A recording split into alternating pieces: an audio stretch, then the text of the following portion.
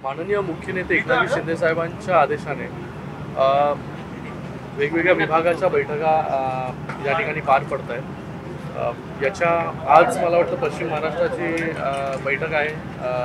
नगरपालिका आणि नगर परिषदा ज्यांच्या आणि नगरपंचायता ज्या निवडणुका आता लागणार आहेत काही दिवसांमध्ये, त्याचा आढावा जो आहे हा इथे चालू आहे। याच्या अगोदर विदर्भ असेल, मराठवाडा असेल, उत्तर महाराष्ट्र असेल आणि आज पश्चिम महाराष्ट्र, अशा वेगवेगळ्या विभागांचा, वेगवेगळ्या जिल्ह्यांचा पूर्ण दिवस जो आहे आमचे शिवसेनेचे नेते रामदासभाई कदम असतील, आनंदराव अडसूळ असतील, गजाभाऊ कीर्तीकर असतील आणि मीनाताई कांबळे असतील, या सगळ्यांच्या नेतृत्वाखाली, मार्गदर्शनाखाली ह्या सगळ्या बैठका पार पडत आहेत।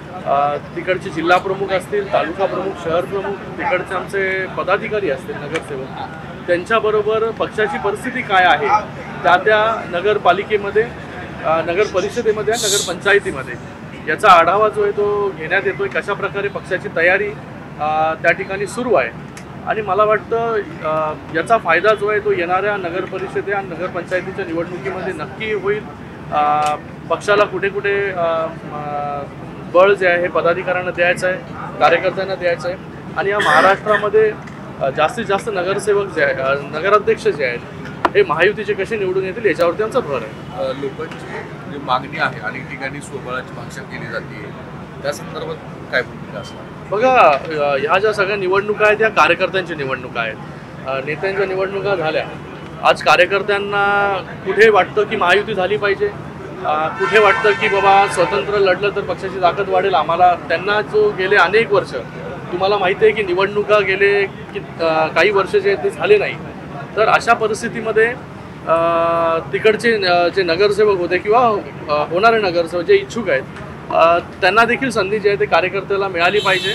तर त्यांच्याकडून ह्या सगळ्या गोष्टी ज्या आहेत त्या जाणून घेण्याचा प्रयत्न आम्ही करतोय आणि ह्या सगळ्या गोष्टी ज्या आहेत याचा आढावा जो आहे तो माननीय मुख्य नेते एकनाथजी शिंदे साहेबांना आम्ही देऊ आणि अल्टिमेट निर्णय जो आहे हा मला वाटतं मुख्य नेते एकनाथजी शिंदे साहेब घेतील। पण अनेक ठिकाणी खरंच वेगळ्या स्वरूपात लढवतात, विशेषतः ठाण्यासारखी महापालिकेत भाजपसुद्धा अनेक जागांवर दावा करत आहे। बघा, मला वाटतं महानगरपालिका असो किंवा नगरपंचायत, नगर परिषदा असो, मॅक्झिमम ठिकाणी महायुती म्हणूनच इलेक्शनला आम्ही सगळे जे सामोरे जाऊ। कुठे एक काही ठिकाणी जे आहे जिथे स्वतंत्र लढायचं आहे, जिथे कार्यकर्त्यांची खरंच खूप मागणी आहे की बाबा दोघांनाही महायुती, BJP असेल, शिवसेना असेल किंवा राष्ट्रवादी असेल, जिकडे जिकडे मागणी आहे तिकडे जे आहे तो विचार केला जाईल। त्यासोबतच ज्या पद्धतीने पक्ष मोठा व्हावा अशी काही ठिकाणी कार्यकर्त्यांची भावना आहे।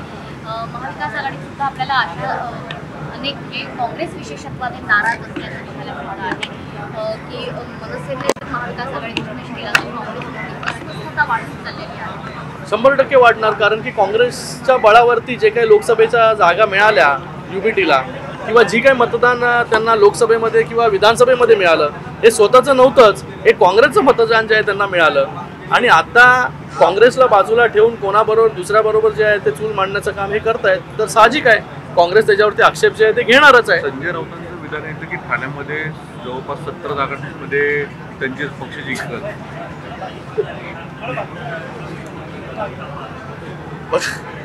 मी ना इकडे कोणाला आकडा वगैरे सांगायला आलो नाही। मुंबई MMR रिजन असेल किंवा महाराष्ट्र असेल, मॅक्झिमम ठिकाणी जे आहे हे महायुतीचे जे आहे हे महापौर बसतील, नगराध्यक्ष बसतील।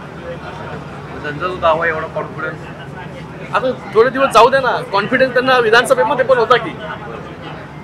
काल उद्धव ठाकरे आणि राज ठाकरे परिवारासह एकत्रित आले, असं वारंवार म्हटलं जातं की याचा परिणाम थेट तुमच्या शिवसेनेवर अधिक। बघा, लोक ना खूप हुशार आहेत। ज्या लोकांनी मराठी माणसाला वाऱ्यावर सोडलं, कधी मराठी माणसाबद्दल विचार केला नाही, मराठी माणूस जो आहे मुंबईमधून गेला डोंबिवली, कल्याण, कर्जत, कसारापर्यंत, तेव्हा यांना मराठी माणसाची आठवण झाली नाही। जेव्हा लोक ट्रान्झिटमध्ये गेले अनेक वर्ष राहत होते, BDDचा विषय होता, तो कधी यांनी सोडवला नाही। रमाबाई नगरचा विषय होता, त्याचबरोबर बँड्रामधील काही जे आहेत ते गृहसंकुल आहेत जे ट्रान्झिटमध्ये राहतात गेले अनेक वर्ष, त्यांच्याबद्दल कधी विचार यांना आला नाही। पण यांचा विचार कोणी केला? यांचा विचार केला महायुतीच्या सरकारने। जेव्हा शिंदेसाहेब मुख्यमंत्री होते तेव्हा गृहनिर्माणमध्ये वेगवेगळ्या पॉलिसीज घेऊन आणण्याचं काम आपण केलं परवाच तुम्ही बघितलं की माननीय मुख्यमंत्री महोदय आणि उपमुख्यमंत्री महोदय यांनी रमाबाई नगरचं जे 7,000 पेक्षा जास्त कुटुंब आहे त्यांच्या घरांचं भूमिपूजन केलं. त्याचबरोबर मागाठाणेमध्ये गेले अनेक वर्ष जो रिडेव्हलपमेंटचा प्रकल्प जो SRचा प्रकल्प मार्गी लागत नव्हता त्याला मार्गी लावण्याचं काम आणि त्याच्याबरोबर त्याची जबाबदारी पूर्णपणे सरकार घेत आहे.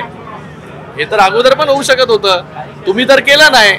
तुम्ही फक्त मराठी लोकांकडे जे वोट बँक म्हणून पाहिलं तर मराठी लोकांना खऱ्या अर्थाने परत मुंबईमध्ये आणण्याचं काम जे आहे ते महायुतीचं सरकार या ठिकाणी करते आणि लोक खूप हुशार आहेत की जे मराठीच्या नावावरती मराठी माणसांच्या नावावरती फक्त स्वतःचं कुटुंब वाचवण्यासाठी एकत्र येतात. ते काय दिवाळीला येऊ दे का होळीला येऊ दे का कशाला येऊ दे, त्याचा काही परिणाम जो आहे हा लोकांवरती होणार नाही. लोक जे आहेत येणाऱ्या काळामध्ये मुंबईमध्ये महायुतीचा झेंडा जो आहे तो फडकेल. शिवसेनेकडून आता त्यांना तेच माहिती नाही की कोणाच्या हातामध्ये स्टेरिंग द्यायचं, ते कन्फ्युजन झालेलं आहे. ड्रायव्हर सारखा बदलतोय.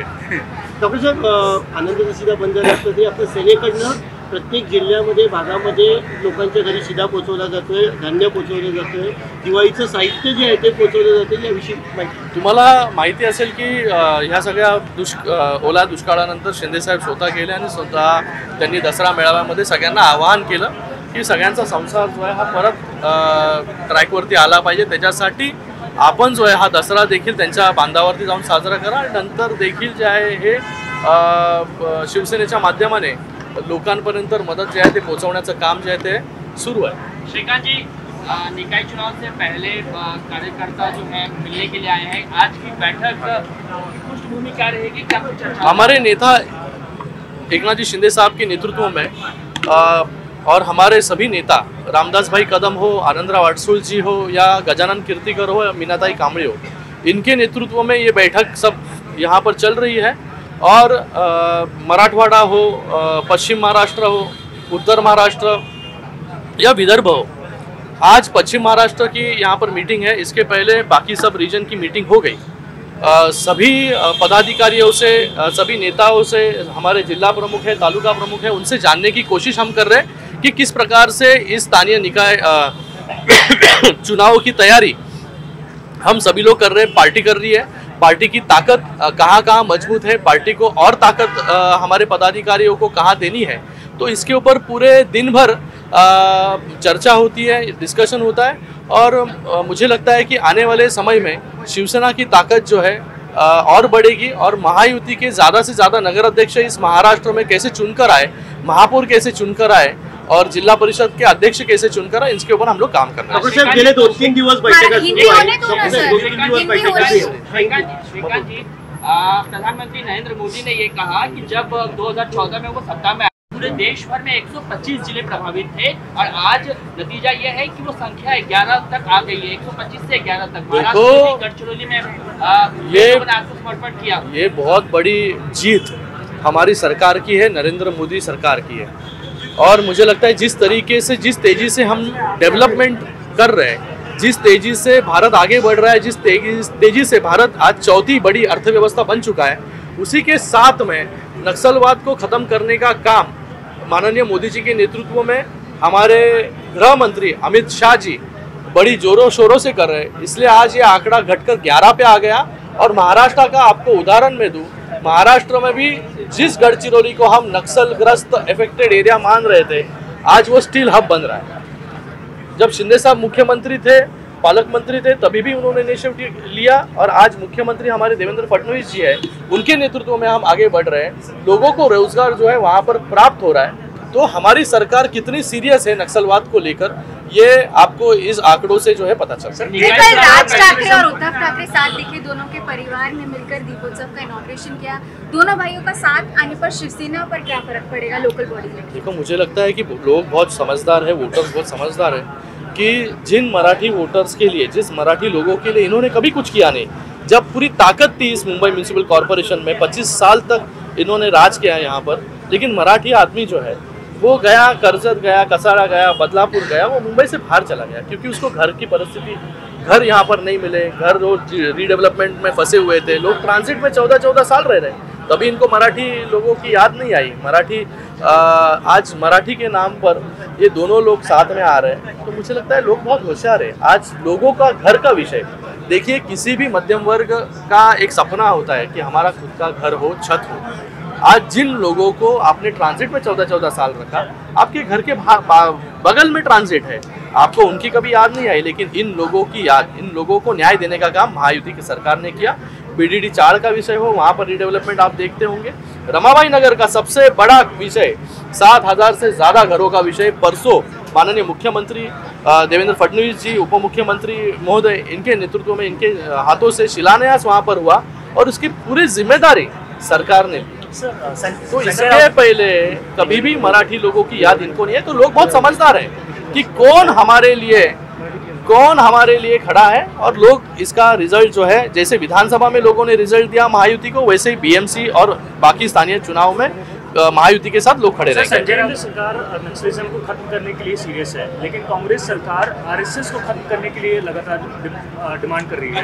एक ताजा मामला सामने है जहां पर आरएसएस की शाखा में अटेंड करने के लिए एक ऑफिसर को सस्पेंड कर दिया है। देखो, मुझे लगता है कि जिस तरीके से आरएसएस हो या हमारी महायुति हो, जिस तरीके से काम कर रही है, ये कांग्रेस को हमेशा कई सालों से वोट बैंक की राजनीति पर उन्होंने राज किया, काम किया, इसलिए चुनकर आए। आज डायनामिक्स बदल रहे हैं, लोग समझदार हो गए, तो इसलिए ये इनसिक्योरिटी होगी उनको। सर, संजय राउत का बयान है, उनका कहना है अरे जाने दो उनको यार। साहेब, गेले 2-3 दिवस तुम्ही आढावा घेताय, अनेक ठिकाणी इच्छुक भरपूर प्रमाणात आहे, त्यांना अडचणी येत आहेत का, नक्की कोण निवडायचं, कारण भरपूर इच्छुक आहेत, त्यांचे वाद वाढत आहेत आपल्यासमोर। नाही, वाद वगैरे काही नाही।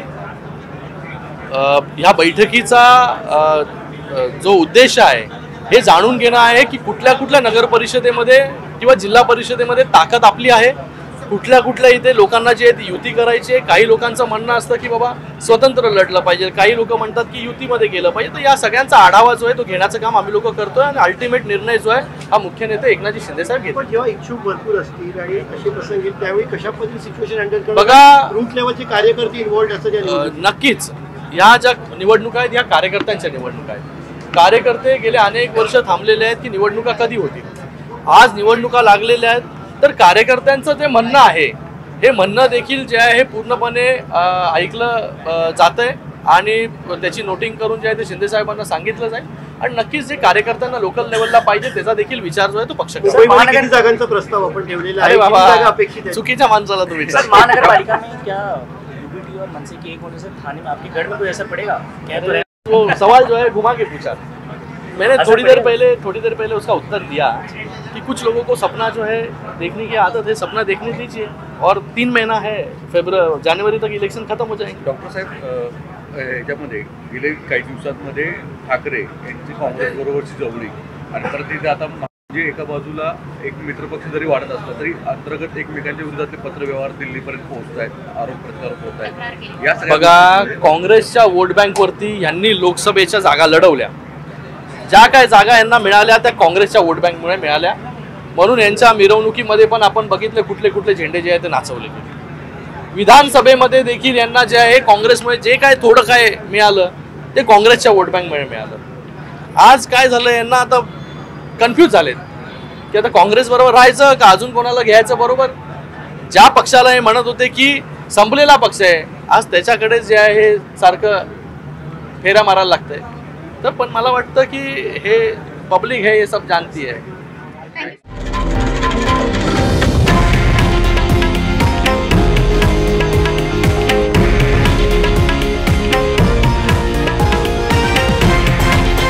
हे आहे देशातील नंबर 1 न्यूज नेटवर्क आणि आपण पाहत आहात TV9 मराठी, एकमेव।